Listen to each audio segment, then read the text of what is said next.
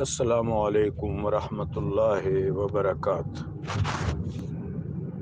سیدنا خضر علیہ السلام کے حوالے سے قرآن عظیم کی نص مستور ہے اور اقتضاء النص ہے۔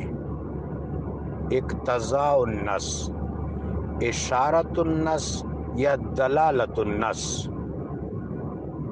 اقتضاء النص، اشارت النص یا دلالت النص۔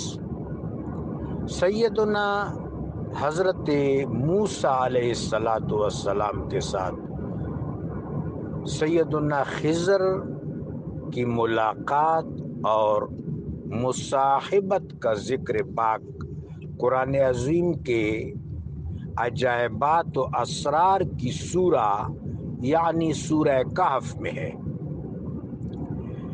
وہاں سے اشارت النص بین ہے، عبد من عبادنا، کہ ایسے بندے اور بھی ہیں، ان میں سے ایک ممتاز اور منفرد آپ ہیں، جن کے ساتھ سیدنا موسیٰ علیہ السلام کی ملاقات ہوئی۔ باقی تفصیلات ہمیں احادیث مبارکہ سے یا طریقت کے علماء صاحب مشاہدہ بزرگوں کے ہاں سے ملتی ہیں۔ سیدنا خضر علیہ السلام ابو العباس علیہ السلام، حضرت بلیہ علیہ السلام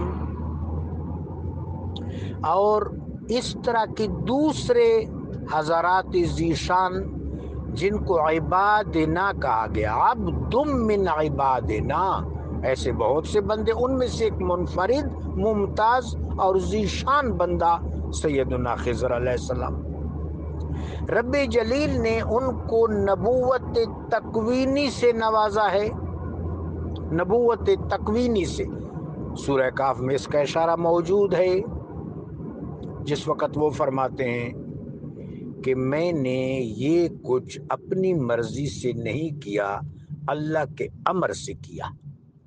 تکوینی نبوت کے حوالے سے تفصیلات فقہ یا کلام کے کتابوں میں ملے یا نہ ملے، تکوینی نبوت کے حوالے سے تفصیلات طریقت کے کتابوں میں میسر ہیں۔ اب ایسے بندے بہت سے ہیں۔ اب کیٹیگرائزیشن کیا ہے؟ رجال الغیب کے بارے میں اہل طریقت، اہل مشرب کا یہ کہنا ہے کہ ملائکہ میں سے بھی ہیں علیہم السلام، جنات میں سے بھی ہیں، ارواح متمثلہ میں سے بھی ہیں، اور انسانوں میں سے بھی ہیں۔ یعنی عبادنا، عبد من عبادنا، یہ جو عبادنا ہیں رجال الغیب، کچھ ملائکہ میں سے، کچھ ارواح متمثلہ میں سے، کچھ انسانوں میں سے، کچھ صالح جنات میں سے۔ یہ بات بھی مستحکم اور محکم ہے۔ سیدنا خضر علیہ السلام کو شرف صحابیت بھی ملا ہے۔ آج کے علماء ظاہر کا یہ کہنا کہ آقا و مولا علیہ السلام کے حضور وہ حاضر نہیں ہوئے، یہ بات ان کی درست نہیں ہے۔ بعض چیزوں پر ان کی نظر نہیں ہے۔